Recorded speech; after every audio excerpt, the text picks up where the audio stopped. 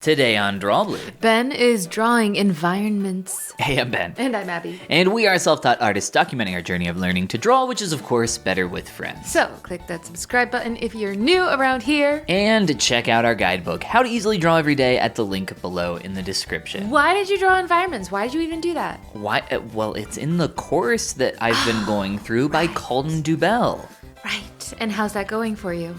I think it's going better for me than you. I think you've kind of lost interest in it. No, I just have lost interest in it for now. For now. For now.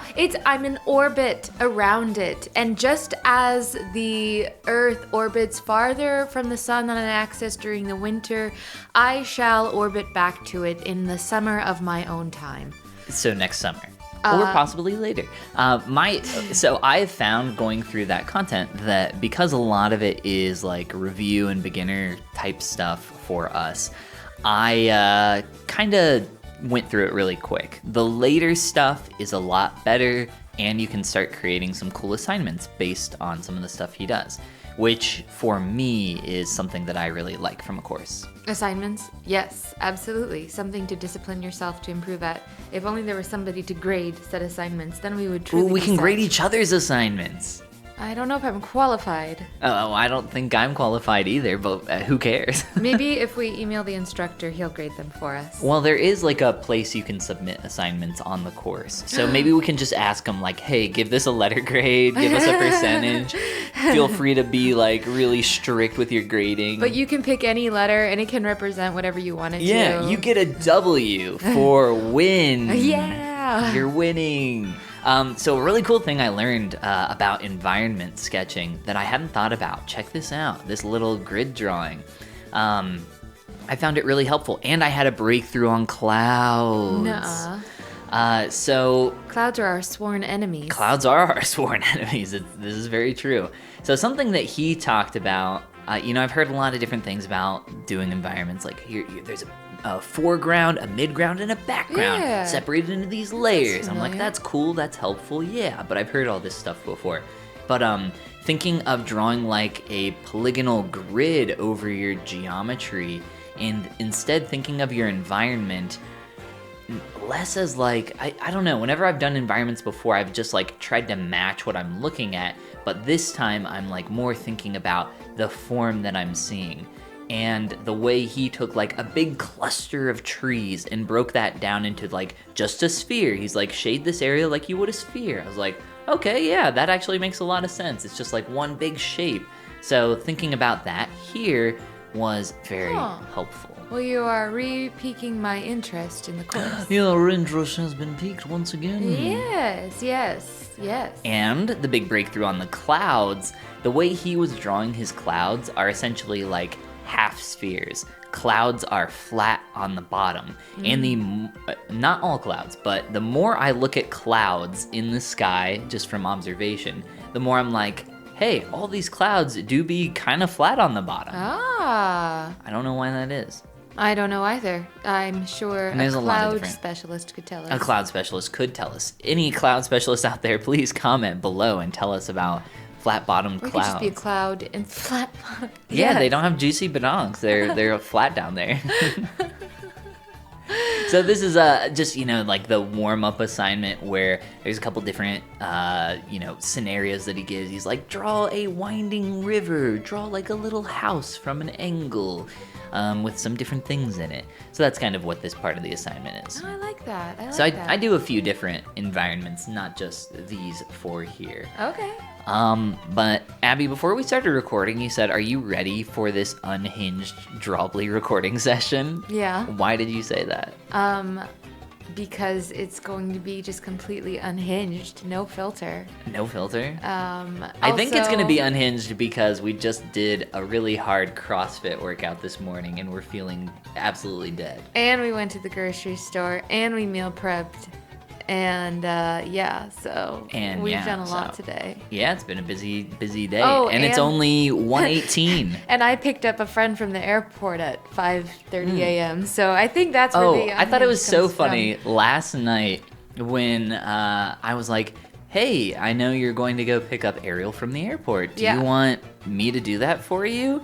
And you were like, oh, no, it's okay, I'll do it. And you were like, but what if I had said yes? I was like, I would have done it. That's why I asked. But I'm still kind of a bit like bewildered by that. Like, what if I had said yes? Wouldn't you have felt a little put upon since you didn't agree to do it yourself? You were like, do you want to do it? I was like, no, I don't want to do it, but I will do it if you don't want to.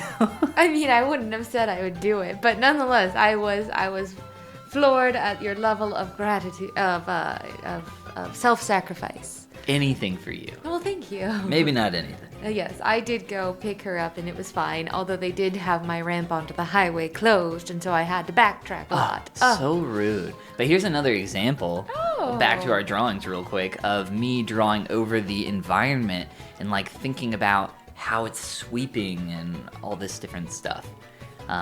Which, it's just helpful to see somebody else kind of start doing some of that stuff. Yes, absolutely. You learn so much by observing other person's forms and like structure of how they do a thing.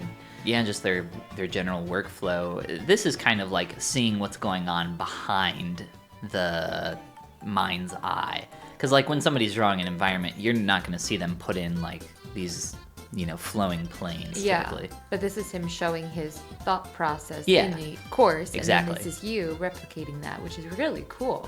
Yeah, it's fun to do, and I feel like it's a big improvement over how I've been trying to tackle environments in the past. Yeah, because when you're flipping through ArtStation and you see these huge pieces of art that are a massive environment, and your first thought is like, how did they do this? This is so huge. Like, how did they just drew this from nothing?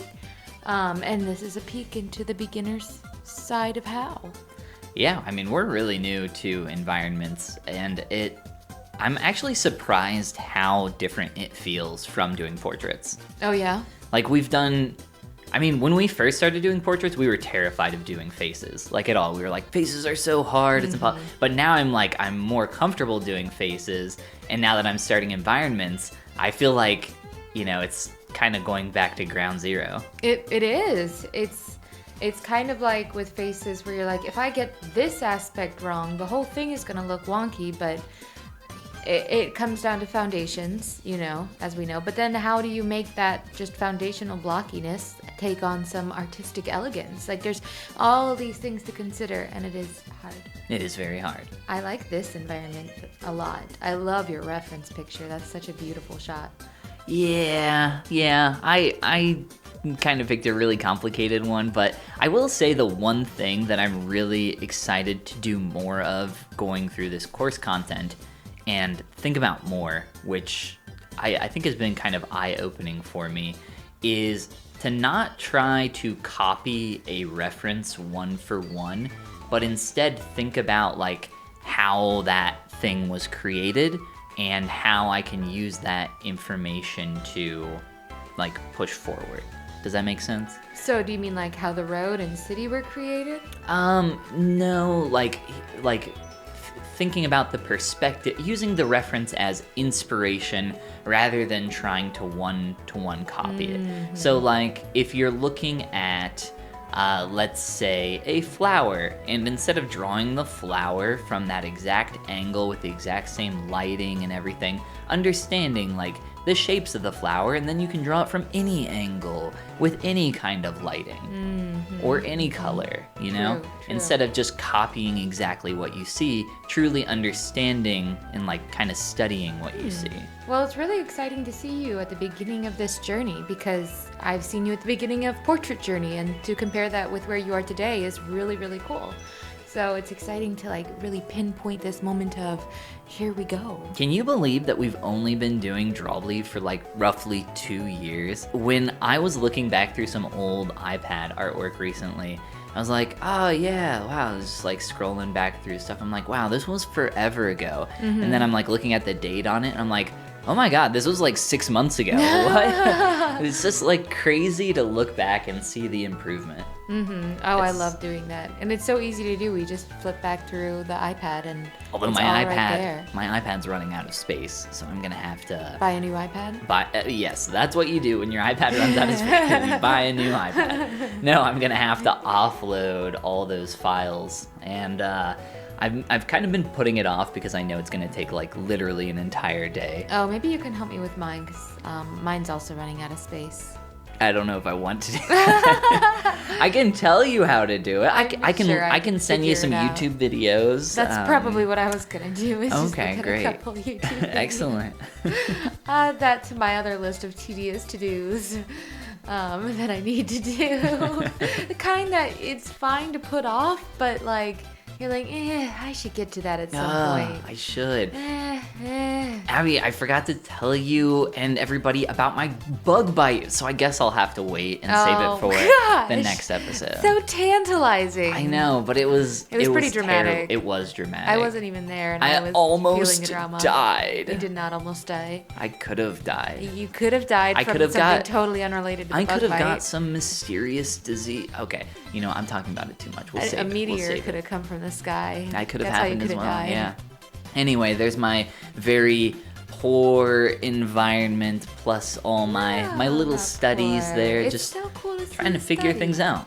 Yeah, you're the fledgling infancy of your environmental prowess. Wow, fledgling infancy. I'm just stringing words together, but they make sense.